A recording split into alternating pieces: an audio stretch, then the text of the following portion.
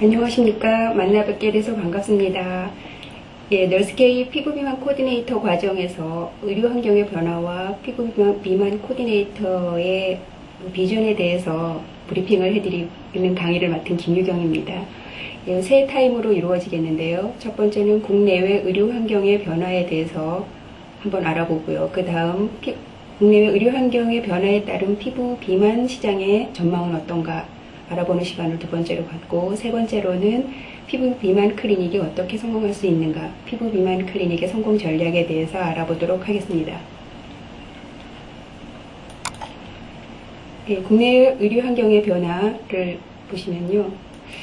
세 가지로 볼 수 있는데, 첫 번째, 의료 시장이 개방형 체제로 바뀌고 있다는 점이고, 두 번째는 저출산 고령화의 웰빙 시대가 도래했다는 점, 세 번째로는 의료 소비자의 파워가 증가했다는 점, 이 세 가지로 의료 환경의 변화를 요약할 수 있겠습니다. 의료시장 개방형 체제는 무엇을 의미하는가?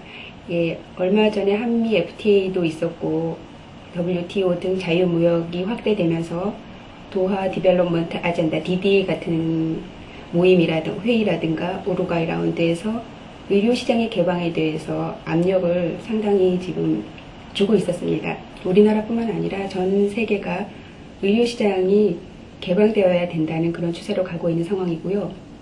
정부에서도 의료를 더 이상 공공재가 아닌 산업화 정책으로 하겠다라는 발표를 했습니다.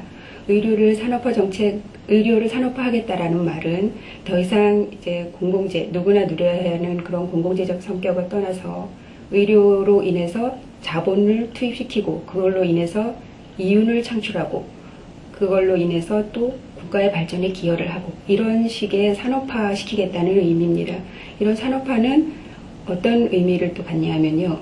영리병원을 설립해서 병원에 이익을 남기고 그런 영리병원이 경쟁을 하고 또 경쟁에서 도태된 의료기관은 퇴출이 되고 이런 그 사이클을 또 탈 수 있다는 큰 의미를 가지고 있습니다.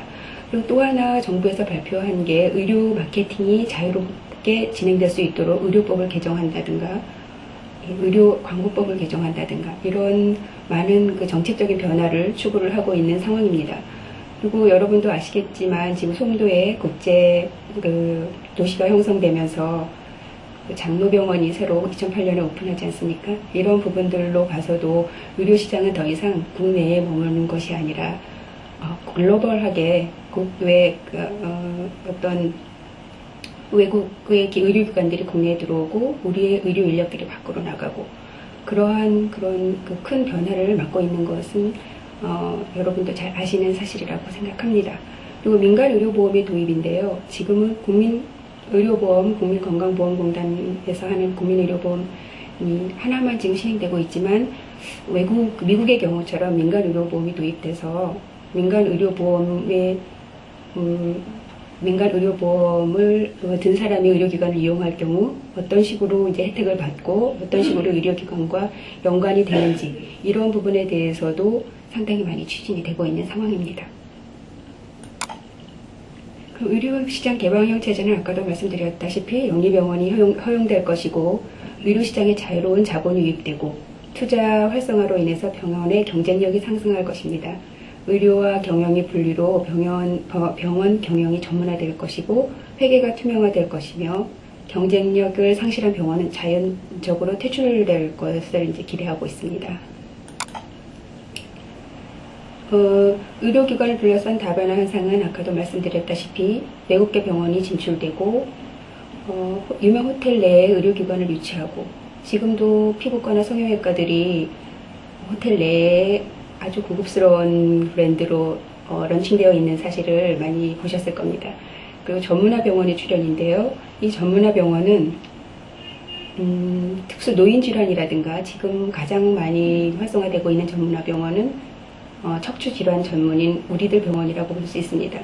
우리들 병원 같은 전문 병원들이 출연을 하고 있으며 그다음에 국내 자본의 해외 대형 병원 인수 운영을 하고 있습니다. 차병원의 경우가 이런 경우라고 할 수 있겠죠. 일단 국내 의료 환경의 변화를 조금 더 자세하게 살펴보면 보건당국 의료정책이 많이 변화를 하고 있는데 노인수발보험제도 이제 도입이 되고 있습니다. 환자 진료 내역을 병원 간 공유하는 제도도 시행되고 있습니다. 이게 보건복지부 차원에서 시행되고 있고요. 의료정보 시스템적인 어떤 큰 맥락에서 공유하고자 하는 이런 제도들이 지금 개발 중, 프로그램들 자체가 지금 개발 중에 있다고 볼 수 있습니다. 의료기관, 의료의 질평가와 요걸 발표를 하는데, 의료의 질평가, 요거는 사실 조인트 커미션이라든가 이렇게 미국에서는 이미 오래전에 시행이 됐기 때문에 의료기관이 어떻게 평가되냐에 따라서 그 병원의 질을 고객들이 평가 결과를 보고 판단할 수 있는 그런 그 기회가 되고 있습니다. 우리나라도 이제 99년도부터 처음으로 시작해서 올해 지금 의료의 질 평가 지금 곧 들어갈 예정으로 알고 있습니다만 그렇게 하고 있습니다. 의료 광고 금지 규제가 완화됐습니다. 예전에는 의료 광고가 7가지만 허용이 됐었습니다. 의료기관 명칭, 전화번호, 전문 과목, 위치, 이런 식으로 7가지만 허용되고, 그 나머지에 관한 모든 정보는 고객 알선, 유인행위, 의료기관은 공공재고, 그러한 여러 가지 이유로 인해서 광고를 할 수 없게 되어 있었거든요. 하지만 올해부터는 7가지 항목만 뺀 모든 항목을, 12가지 항목만 뺀 모든 항목을 지금 허용을 하고 있는 상황이거든요. 그 의료법에 관한 의료광고 금지 규제, 의료광고에 관한 내용은 나중에 다시 강의를 할 기회가 생길 때 자세하게 한번 짚어드리도록 하겠습니다. 그리고 병원 중개업이 2007년 허용된다, 이런 부분도 진행이 되고 있는 상황이고요. 그다음에 의료법 개정, 제가 아까 말씀드린 대로 허위 과대 광고라든가 신의술 기술 광고라든가 직접 수술 장면을 노출하는 혐오스러운 부분들, 이런 부분들 12가지 지금 여기에 제가 다 나열은 하지 않았습니다만, 그런 부분들만 빼면 허용이 굉장히 많이 이렇게 허용이 되는 상태이거든요. 그 다음에 국가적인 차원이라든가 정책적인 차원 이외에 민간 단체에서 나타나고 있는 지금 추세를 볼 것 같으면요, 유헬스케어, 유비쿼터스 헬스케어 시스템, 그 회사 명칭은 에버케어로 되어 있습니다. 이 에버케어에서 글로벌 네트워크를 형성하고 우리나라의 모든 유수한 종합병원들과 조인을 하고, 전문병원들과 조인을 하고, 해외 병원들이 회원으로 가입을 해서 글로벌 네트워크를 형성시켰기 때문에 이런 닥터 그룹이라든가 이런 부분들이 조인이 되어 있어서 그 병원에서 진료를 받은 고객이 해외 병원에서 진료를 받을 때 네트워크 시스템을 통해서 국내에서 받는 것과 똑같은 그런 혜택과 그런 처방과 그런 진료를 받을 수 있는 그런 네트워크를 형성하고 있는 회사입니다. 아직 해외 병원하고 원활한 그 커뮤니케이션이 이루어질 수 있는 단계는 아니지만, 국내의 많은 유수한 종합병원들과 전문병원들, 그리고 유명한 로컬 네트워크 병원들이 가입이 되어 있는 상황이거든요. 에버케어, 월드케어와 미국에 있는 월드케어하고 거의 비슷한 기능을 하는 네트워크, 그러니까 의료 시스템을 네트워크화해서 고객에게 유비쿼터스 기술을 이용한 서비스 제공 회사라고 볼 수 있습니다. 그래서 에버케어 같은 경우 사업 영역을 무한대로 늘릴 수 있는 상황입니다. 보험에서 금융까지. 홈 네트워크 사업, 집에서 아침에 일어나서 혈압을 재고 혈당을 체크하고 이런 것들이 센터로 전송돼서 전문 주치의가 그 자료를 보고 어드바이스를 할 수 있고, 그 다음 스케줄을 잡아줄 수 있고, 어디로 여행을 가는지, 이런 부분들이 다 총망라된 네트워크 시스템이라고 할 수 있고요. 그 다음에 실버타운 사업이라든가 유비 헬스케어 사업, 이런 부분들이 이 에버케어 사업에 확장 가능한 그런 그 사업 영역이라고 볼 수 있습니다. 그 다음에 병원의 그 변화 중에 하나가, 정책적인 변화 중에 하나가 MSO의 활성화인데요. MSO는 매니지먼트 서비스 오가니제이션이라고 하는데, 굳이 말하면 의료 경영 주식회사라고 말할 수 있습니다. 지금 병원을 오픈할 수 있는 자격은 의사 자격이 있는 사람에 한정되어 있습니다. 근데 MSO 시스템이 도입이 된다면 의사가 아닌 다른 사람이 병원 경영을 지원할 수 있는 회사를 만들 자격을 준다는 겁니다. 그래서 사실 여러분 선생님들께서도 이런 부분들의 그 병원 코디네이터로서 매니지먼트를 하고 경영에 참여를 하다가 경력이 쌓이면 MSO 회사를 창립할 수도 있는, 설립할 수도 있는 그런 기회가 주어진다는 거죠. 그래서 이 MSO는 그럼 어떻게 하느냐. 지금 MSO가 활성화되는 이유 중에 하나가 소규모의 중소기업 병원들이 도산하고 있습니다. 그리고 작은 규모의 그 로컬 클리닉들이 충분한 자기 홍보라든가 PR, 광고, 그 다음에 의료기 공동 구매를 못하고 있는 상황이거든요. 왜냐하면 그 의료기관이 네트워크로 형성되어 있지 않기 때문에, 예, 그런 것들의 어떤 그 의료기관을 보호하는 차원에서 그 전문적인 경영을 도와주기 위한 차원에서 MSO가 설립이 된다고 볼 수 있는데요. 이 병원 경영 주식회사는 지금 현재 각 종합병원에서 할 수 있는, 그러니까 여력이 되는 종합병원에서 할 수 있는 의료기 공동 구매라든가 연구개발이라든가 광고, 마케팅, 홍보 이런 부분들을 대신해서 할 수 있습니다. 그래서 MSO 회사에 가입된 각 중소병원들이 공동으로 출자를 해서 공동 부담으로 광고도 하고 마케팅도 하고 장비를 공동 구매하고 그다음에 관광상품, 보험상품도 개발할 수 있고 앞으로 이런 MSO를 중심으로 해서 이런 그 청사진이 펼쳐질 가능성이 아주 많다고 볼 수 있습니다. MSO는 어떤 효과가 있을까요? 원가를 절감하게 되겠습니다. 일단 공동 구매도 하고 공동 마케팅, 공동 홍보, 그다음 공동 교육 이런 부분들이 진행되기 때문에 그 원가가 절감되고 그런데 개개별로 그 투자되던 노력들이 줄어들기 때문에 생산성을 향상시킬 수 있는 그런 그 효과를 얻을 수 있고요. 그 다음에 병원 경영을 실제로 경영에 대해서 잘 아는 전문가가 대신해 주기 때문에 병원 경영이 병원 경영의 효율성을 나타낸다고 효과를 볼 수 있고 의료 사업의 경쟁력이 강화된다고 볼 수 있습니다. 그다음에 비영리 법인도 지분 참여를 통해서 투자 수익 투자 행위를 할 수 있고 해외 투자도 할 수 있고 일종의 의료의 산업화에 가장 가장 앞서가는 그 시스템적인 어떤 구축을 할 수 있는 그런 회사라고 할 수 있습니다. 그래서 MSO 차원에서 브랜드 홍보라든가 공동 프로모션을 하게 되므로 MSO는 각 병원 네트워크를 형성한 각 병원들의 홍보를 대신해 주기 때문에 각 병원들에서는 공동으로 브랜드 가치도 향상시킬 수 있고 홍보라든가 광고도 저렴한 비용으로 할 수 있는 그런 효과를 기대할 수 있겠습니다.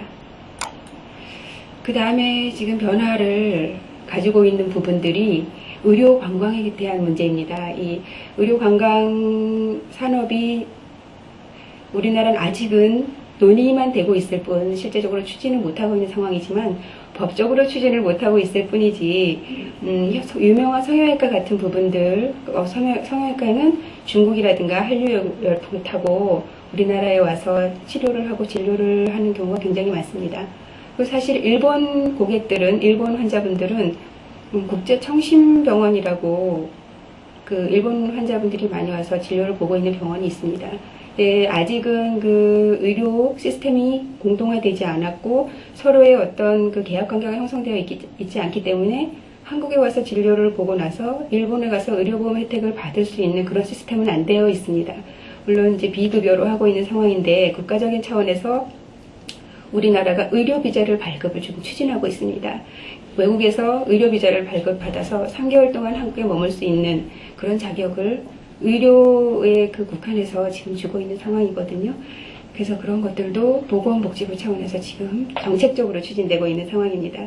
인도나 태국, 싱가포르 이런 그 동남아들은 의료 관광이 벌써 오래전에 산업화돼서 지금 호황을 누리고 있거든요. 그래서 지금 인도 같은 경우는 18만 명의 해외 환자를 유치하고 있고 태국은 128만 명, 싱가포르는 27만 명의 해외 환자를 지금 유치하고 있는 상황입니다. 인도나 태국, 싱가포르들은 아주 독특한 그 나라만의 특성을 그 의료에 접목시켜서 예를 들어 태국은 뭐 마사지라든가 이런 부분들 그래 와서 검진하고 휴양하고 돌아갈 수 있는 그런 관광 프로그램과 의료 프로그램을 접목시켜서 굉장히 호황을 누리고 있는 동남아 그 나라들이거든요. 그래서 이런 나라들의 성공 요인을 볼 것 같으면 대기 시간 없고 저렴하고 그런 하고 그다음에 인도 같은 경우는 IT 네트워크가 굉장히 많이 활발하게 발달이 되어 있고 싱가포르 같은 경우도 의료 아시아 의료의 허브라고 말할 수 있을 정도로 그렇게 의료기관이 굉장히 의료기술과 의료기관의 그 서비스 수준이 발달이 되어 있는 나라입니다. 이런 부분들 자기네들이 각국이 가지고 있는 그런 메리트들을 잘 활용해서 의료 관광을 활성화시키고 산업화시켜서 지금 성공을 한 나라들이 예라고 볼 수 있겠습니다. 앞으로 우리나라도 이런 관광을 산업화시켜서 그 외화를 벌어들이는 그런 그 계획을 추진을 하고 있기 때문에 그 의료 관광 부분에 대해서도 저희가 아주 그러니까 관련이 없다 이런 식으로는 볼 수 없죠. 지금 의료 관광 코디네이터 과정도 생기고 있는 걸로 알고 있거든요. 근데 제가 여기 피부 비만 코디네이터에 왜 이 얘기를 강조를 하냐면은 의료 관광이 되면 지금 제가 다음 강의에 말씀을 드리겠습니다만 다른 나라들의 어떤 비만도는 우리나라보다 정말 상상을 초월할 정도로 많거든요. 그 비만 같은 경우는 일회성으로 끝내는 경우가 병원에서 하는 시술 중에 지방 흡입이라든가 이런 부분들을 일회성으로 끝내고 그 자국에 소문을 내지 않고 비밀리에 할 수 있는 치료이기 때문에 오히려 의료 관광에서 피부 비만 코디네이터의 역할이 어쩌면 굉장히 부각될 가능성이 있기 때문에 제가 이 얘기를 조금 강조를 해서 말씀을 드리고 있습니다. 네, 지금 현재로서 외국인 환자 유치가 어려운 이유는 그 의료 특구 지정이 부족하고 의료 관광 전문 인력이 부족합니다. 그다음에 광고가 제도적으로 규제되어 있고 정보가 부족하고 일단 언어가 되지 않고 이런 부분들이 조금 어려운 이유로 들 수 있고요. 정책적인 차원으로 만약에 적극적으로 추진을 한다면 이런 부분들이 곧 해결이 되지 않을까 이렇게 생각을 합니다. 실제로 삼성서울병원 외국인 환자는 미국이 21명, 지금 2005년도 데이터거든요. 이런 식으로 있고요. 점점 늘어나고 있는 상황이다라고 볼 수 있습니다. 그다음에 헬스케어 관련 주요 지표와 상황이 병원 이제는 더 이상 병원이 환자를 치료를 하고 질병을 치료하는 게 아니고 헬스케어 시스템이라고 그래서 예방과 교육과 치료와 그 사후관리 이런 부분들이 총망라된 사업 영역이라고 보시면 되거든요. 그래서 이런 지표와 상황을 잘 파악을 하고 거기에서 내가 어떠한 그 위치로 어떠한 비전을 가지고 지금 앞으로의 나의 어떤 역할을 증진시킬 것인가 이런 부분들에 대해서 큰 그림을 그리시는 것이 자기 발전에 굉장히 도움이 되지 않을까 그렇게 생각을 합니다. 고령화 속도가 우리나라가 세계 1위입니다. 그리고 노인 의료비 매년 20%가 증가하고 있고요. 건강보험 진료비가 매년 10% 성장하고 있고 2008년에는 연금소득자가 폭발적으로 증가할 것이라는 이런 예상을 할 수 있습니다. 그래서 지금 해외 환자 유치 요거 이제 헬스케어 측면에서 봤을 때 해외 환자 유치 추진 계획이 보건산업진흥원에서 발표를 한 이 청사진이거든요. 여기 보시면은 의료기관들이 투자를 하고 공동으로 환자 유치를 위한 협의체를 만들고 공동으로 마케팅하고 코디네이터가 있어서 인프라를 공동으로 활용하고 이런 식으로 정말 구체적인 계획들이 지금 진행이 되고 있습니다. 의료 서비스 수출 전략 방안 내용은 제도의 개선이라든가 홍보라든가 상품 개발, 인프라스트럭처를 지원하고 이런 부분들을 할 수 있는데 제도 개선 중에 비자 발급을 간소화한다거나 광고 규제를 완화한다거나 해외 환자 유치에 한해 소개 및 알선 행위를 허용한다거나 이런 방법들도 지금 되고 있고요. 관광공사와 해외 홍보를 동시에 하고 홍보시대를 제작하고 이런 부분들이 지금 추진되고 있는 상황입니다. 그다음에 마지막으로 제가 말씀드릴 부분이 의료 소비자의 의식의 변화입니다. 의료 소비자가 과거에는 정보의 비대칭성, 그러니까 의료기관에 종사하는 사람, 의료인들이 정보를 굉장히 많이 알고 있고, 그다음에 소비자는 정보를 많이 알고 있지 못했었습니다. 그래서 수동적으로 순종적인 환자였습니다. 병원에서 이러이러한 치료를 해야 됩니다. 이런 검사를 해야 됩니다. 라고 얘기를 하면 당연히 그렇게 해야 되는 걸 알고 잘 모르니까 그렇게 따라가는 수동적인 그런 순종적인 환자였는데 지금은 정보의 비대칭성인 부분이 굉장히 많이 해소가 됐습니다. 환자들도 정보를 얻을 수 있는 루트가 굉장히 많아졌죠. 그리고 병원들에서도 그런 정보 제공을 의무화하고 그런 정보 제공이 환자의 어떤 니즈를 충족시키는 부분이라고 생각을 해서 굉장히 활성화시키고 있는 상황이기 때문에 비대칭성이 아니고 설사 비대칭의 정보를 가지고 있다 손 치더라도 충분히 그거에 대한 자료 조사를 환자분들이 스스로 하고 있습니다. 그래서 지금은 까다롭고 다양한 서비스를 요구하는 그런 의료 소비자 의식이 변화됐고요. 의료 분쟁 제기 굉장히 적극적입니다. 예전엔 잘 모르니까 그냥 당연히 그렇게 하다가 어쩔 수 없이 그렇게 됐겠지. 이런 식으로 그냥 넘어가는 경우가 많았는데 요즘은 왜 이렇게 됐는지 A to G를 따지고 원인과 결과를 따지고 이런 부분에 되게 적극적이고요. 이런 적극적일 수밖에 없는 이유가 인터넷을 통해서 어떤 성공 사례라든가 방법들 그런 정보를 많이 알다 보니까 이렇게 된 것이라고 이제 볼 수 있습니다. 그다음에 높은 수준의 지식으로 의사결정을 합니다. 그다음에 비용 대비 효과를 검증을 하죠. 예, 투자한 비용에 대한 효과를 검증을 합니다. 이런 주체적인 환자로, 능동적인 환자로 환자분 소비자 의식이 변화됐기 때문에 우리는 또 여기에 맞는 의료 서비스 제공을 할 책임이 있고 의료 서비스가 성공적으로 이루어지려면 이런 환자분의 소비자 의식을 잘 읽고 그들이 원하는 것이 무엇인지, 그다음에 우리가 그들을 위해서 하지 말아야 될 것은 무엇인지 이러한 부분들에 대해서 우리가 인사이트를 가질 수 있는 그런 게 되겠습니다. 그래서 결론은 제가 제일 처음에 말씀드린 것처럼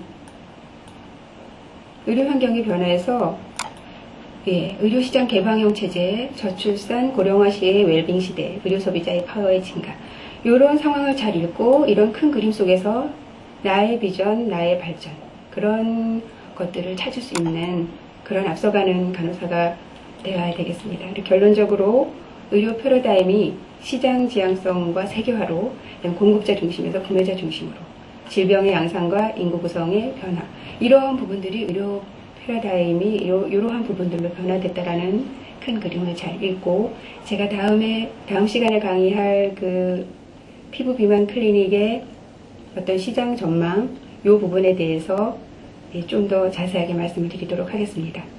감사합니다.